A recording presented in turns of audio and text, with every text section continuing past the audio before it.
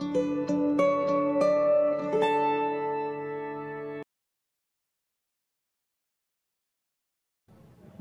বন্ধুরা, আমার ইউটিউব চ্যানেলে আপনাদের সবাইকে স্বাগত। আশা করি আপনারা সবাই ভালো আছেন, সুস্থ আছেন। দেখুন বন্ধুরা, এই বোতলে যেই জলটা আছে আপনাদের দেখে মনে হতে পারে যে এটা কোনো একটা নোংরা জল, কিন্তু তা নয়। এটা একটা খুব স্ট্রং শক্তিশালী এনজাইম, যেটা আমি আগে তৈরি করে রেখেছিলাম। আর এইটা কিভাবে আরও সহজে তৈরি করতে পারি সেটা আজকে আমি আপনাদের করে দেখাবো। আসুন দেখে নেওয়া যাক এই এনজাইম তৈরি করতে আমাদের কি কি উপকরণ লাগবে। এই এয়ারটাইট বোতল, এটা লাগবে 2 লিটারের একটা এয়ারটাইট বোতল, এটা লাগবে। আর লাগবে কলার খোসা অথবা পচে যাওয়া কলা, সেটাও আপনারা দিতে পারেন। আর এই কলাটা যে দেখছেন, এটা কিন্তু বাজার থেকে যেটা কার্বাইটে পাকানো সেই কলা কিন্তু হবে না। আপনারা যদি কাঁচা কলা পান সেটা নিয়ে এসেও বাড়িতে পাকিয়ে এটা করতে পারেন, কিন্তু কোনো কেমিক্যালবিহীন কলা এখানে দরকার হবে। আর লাগবে সামান্য একটু দুধ, দেখুন সামান্য একটু দুধ লাগবে, এক ছিপি কি 2 ছিপি হলেই হবে। আর লাগবে 4 থেকে 5টা কিশমিশ লাগবে। আর যেটা লাগবে সেটা আমি এখন দেখাবো আমার ছাদ বাগান থেকে তুলে এনে। দেখুন বন্ধুরা, আমার ছাদে এই অ্যালোভেরার একটা পাতা আমি নিয়ে নেব, কেটে নেব এটা।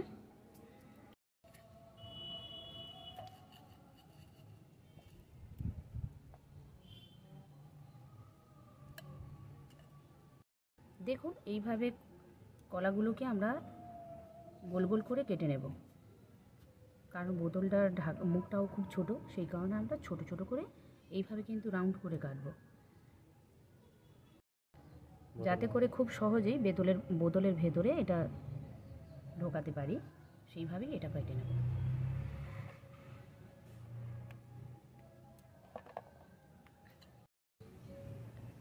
দেখুন এই কিশমিশটাও আমি ছোট ছোট করে কেটে নেব,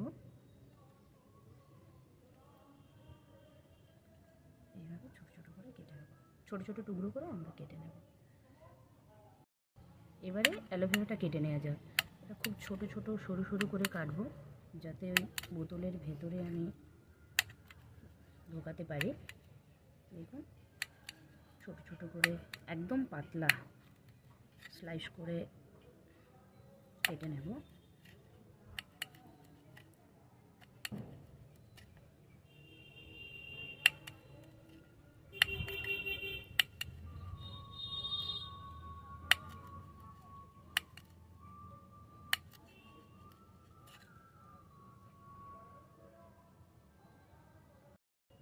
দেখুন আমাদের সমস্ত কিছু জিনিস কাটা হয়ে গেছে। এই কলাটা কেটে নিয়েছি, কিশমিশটাও কেটে নিয়েছি, এই অ্যালোভেরাটাও কেটে নিয়েছি, আর এই দুধটাও রেডি।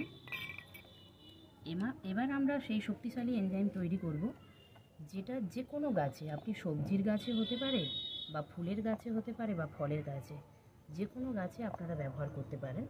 তবে তার আগে বলে দিই, এই এনজাইমটা তৈরি করার পর 1 মাস কিন্তু বোতলের ভেতরে রাখতে হবে, এর ঢাকনা কিন্তু খোলাই যাবে না। আর সপ্তাহে 1 থেকে 2 বার করে এটা একবার করে ঝাঁকিয়ে রাখতে হবে।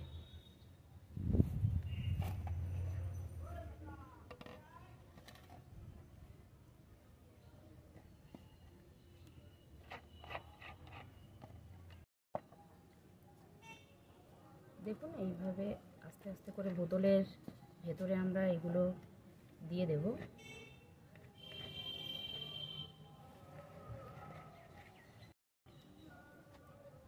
এগুলো আমার বোতলের ভেতরে দিতে অনেকটা সময় লেগে যাচ্ছে, তাই আমি একটু একটু করে কেটে কেটে ভিডিওটা করছি।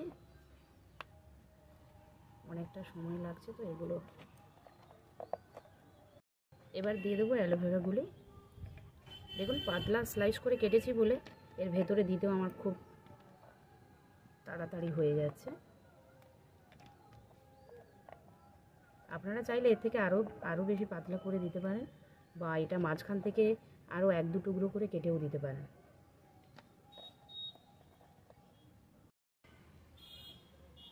এবার দেখুন এই দুধটা দিয়ে দেব।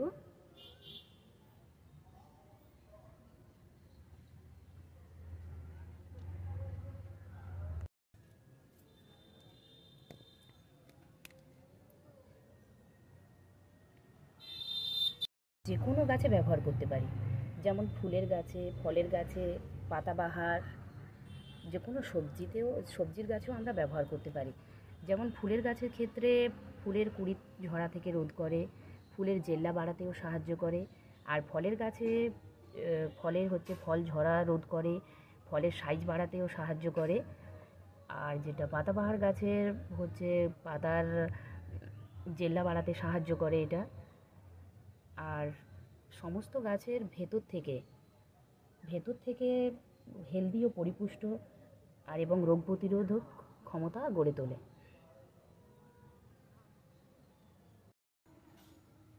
আসুন এবার আমরা এর ঢাকনাটাকে একদম এয়ারটাইট অবস্থায় রেখে দেব। আর এটা কিন্তু রোদে রাখলে হবে না, যে কোনো ছায়ার মধ্যে রাখতে হবে। আর এটা এই 60 থেকে 70% জল আমি দিয়েছি, কিন্তু এটা 1 মাস আমি রাখবো। 1 মাসের মধ্যে প্রত্যেক সপ্তাহে একবার তো অবশ্যই ঝাঁকাতে হবে, 2বার হলেও কোনো ক্ষতি নেই। মোটামুটি সপ্তাহে একবার একে ঝাঁকিয়ে রাখ। দেখুন 1 মাস পরে আমাদের এই রকম কালার আসবে। তবে এটা 1 মাস এই বোতলটায় রাখার পরে, এয়ারটাইট বোতলটায় রাখার পরে এরকম কাচের শিশিরে রাখতে হবে, যেটা এয়ার পাস হলেও হবে, কোনো অসুবিধা হবে না। এটা যেমন এয়ার টাইট অবস্থায় আছে, এটা কিন্তু 1 মাস পরে যখন কাচের শিশিতে রাখবে ওটা এয়ার পাস করা যায়, এরকম বোতলে রাখলেও হবে। আসুন দেখে নিই এর ব্যবহার কি করে করা যায়। এই এনজাইমটা গাছের গোড়ায় দিতে হলে 5 থেকে 10 ml নিয়ে 1 লিটার জলে গুলে গাছের গোড়ায় দেব। সেটা 15 থেকে 20 দিন অন্তর অন্তর দিলে ভালো হয়। আর যদি আমরা পাতায় স্প্রে করতে চাই, তবে গাছের গোড়ায় যে পরিমাণ দিয়েছিলাম তার অর্ধেকটা গাছের পাতাতে স্প্রে করে দেব। কারণ স্প্রে করার ক্ষেত্রে একটা অসুবিধে হয়, এই এনজাইমের মধ্যে যেগুলো থাকে ওগুলো স্প্রের মুখে আটকে যায়, তার থেকে আমাদের গোড়ায় দেওয়াটাই বেটার।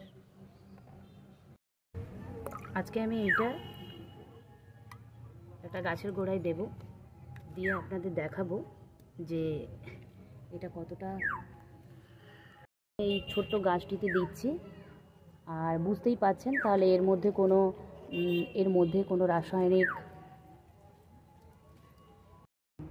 রাসায়নিক ক্ষতিকর জিনিস নেই। দেখুন এই ছোট্ট পেয়ারা গাছটা আমি আজকে দিয়ে আপনাদের দেখিয়ে দিলাম। ভিডিওটা দেখার জন্য আপনাদের অসংখ্য ধন্যবাদ।